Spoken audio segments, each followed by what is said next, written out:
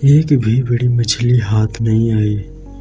पता नहीं क्या हो रहा है मेरे साथ। लगता है आज भी मुझे भूखे पेट सोना पड़ेगा। ओहो, लगता है आज इस छोटे कछुए को खाकर काम चलाना पड़ेगा, लेकिन इससे मेरी भूख तो नहीं मिट पाएगी। ऐसा कहकर मछुआरा छोटे कछुए को अपने साथ घर लेकर चला जाता है। थोड़ी देर बाद मछुआरा अपने घर पहुंच जाता है। जैसे ही वो धारदार चाकू निकालता है तो कछुआ उठकर बोलता है, अरे मछुआरे भैया, हमको मत मारो, हमने तुम्हारा क्या बिगाड़ा है। अरे कछुआ, क्या तुम हम इंसानों की तरह बोलते हो? मेरा पूरा बचपन भी बीत गया, यहाँ तक जवानी भी, पर मैंने कभी किसी मछली, मेंढक या कछुए को कभी इस तरह बात करते नहीं देखा। जी बिल्कुल, मैं इंसानों की तरह बात करती हूँ। मुझे मत मारो, मुझे भी तो जीने का अधिकार है। कछुए की बात सुनकर मछुआरे को दया आने लगी। उसने बुद्धि से काम लिया। अरे कछुए, तू भली भांति जानता है कि मैं एक मछुआरा हूँ। अगर मैं ऐसे ही तुम पर दया और सभी मछलियों पर दया करने लगा तो मेरा क्या होगा? क्योंकि आज दिन भर मुझे एक भी मछली नहीं मिली, सिर्फ तुम मिले हो। तो तुम ही बताओ, तुम्हें कैसे छोड़ सकता हूँ? अगर आप हमको नहीं मारोगे तो मैं आपके घर का सारा काम कर दूंगी। तुम इतने छोटे से कछुए हो, तुम घर के काम कैसे करोगे? हे भगवान, ये आपकी कैसी लीला है। कछुआ बोल रहा है वो घर का सारा काम कर लेगा। ठीक है, कोई बात नहीं, इसी के साथ ये भी पता चल जाएगा यह कोई काम कर सकता है या नहीं।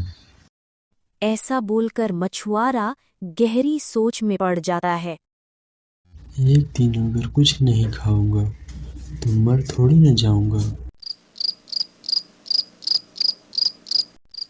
मछुआरा कछुए से बोला, सुन बे कछुए, बहुत रात हो चुकी है, मैं सोने जा रहा हूँ।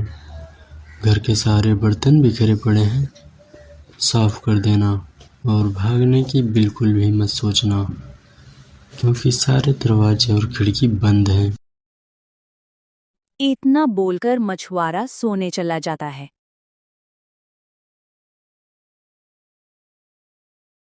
अरे, ये कैसे हो सकता है? इतनी सफाई भला कैसे हो सकती है? और वो भी एक छोटे से कछुए से, बिल्कुल इंसान की तरह। लगता है मैंने कछुए के रूप में किसी भूत को उठा लिया, परंतु भूत होती तो हमको रात में ही मार देती। क्या हुआ मालिक, क्या सोच रहे हैं? जैसा मैंने कहा था वैसा ही मैंने कर दिया। अरे, ये कैसे हो सकता है?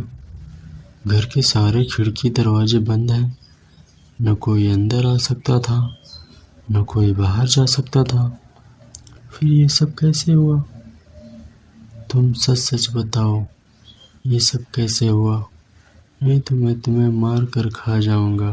आप जैसा सोच रहे हैं वैसी कोई बात नहीं है मालिक, मैं कोई चुड़ैल या भूत नहीं हूँ। हे भगवान, मेरी मति मारी गई थी जो मैं इस भूत प्रेत को पकड़कर इसे अपने घर लाया। अब ना जाने क्या होगा। तुम झूठ बोल रही हो ना? सच सच बताओ, नहीं तो मैं इसी चाकू से तुम्हें मार दूंगा। मैं कोई भूत नहीं मछुआरे, मैं तो एक श्रापित रानी हूँ। लगता है मैं अभी भी नींद में सपने देख रहा हूँ, अभी जगा नहीं हूँ। तुम कोई सपना नहीं देख रहे हो मछुआरे, ये सब हकीकत में हो रहा है। मैंने ही तुम्हारे घर का सारा काम किया है, जैसे बर्तन साफ करना और झाड़ू लगाना, सब कुछ। मेरी बात सत्य है, मैं एक श्रापित रानी हूँ। क्या? श्रापित रानी? हाँ, श्रापित रानी। ये क्या कैसी बात कर रहे हो? मुझे तो कुछ समझ में नहीं आ रहा है। अच्छा ये बताओ कौन हो तुम और किस देश की रानी हो? मैं तुम्हें सब कुछ बताने के लिए तैयार हूँ, लेकिन मेरी एक शर्त है। बोलो कैसी शर्त है तुम्हारी?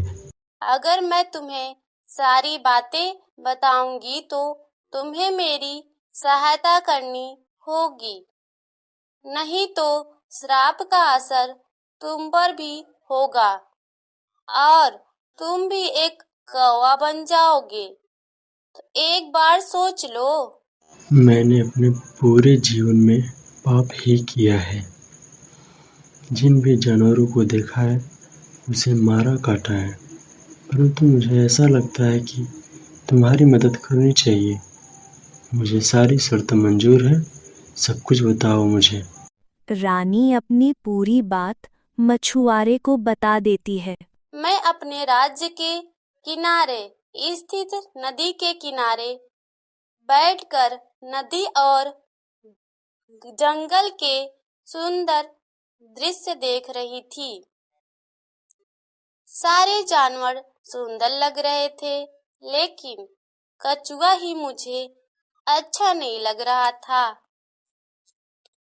ओ कछुआ, इधर कहाँ चले आ रहे हो? उधर जाओ, तुम कितने बदसूरत हो। जाओ मेरी नजरों से। मैंने उसे अपमानित कर दिया और वह सीधे जंगल में बैठे महात्मा के पास चला गया। महात्मा जी क्रोधित होकर मुझे श्राप दे दिए, जिससे मैं एक कछुआ बन गई। रानी ने अपना परिचय देते हुए मछुआरे को सभी बातें बता देती है। फिर मछुआरा एक बार गहरी सोच में पड़ जाता है और उसके बाद वो रानी को उनके श्राप से मुक्ति दिलाता है।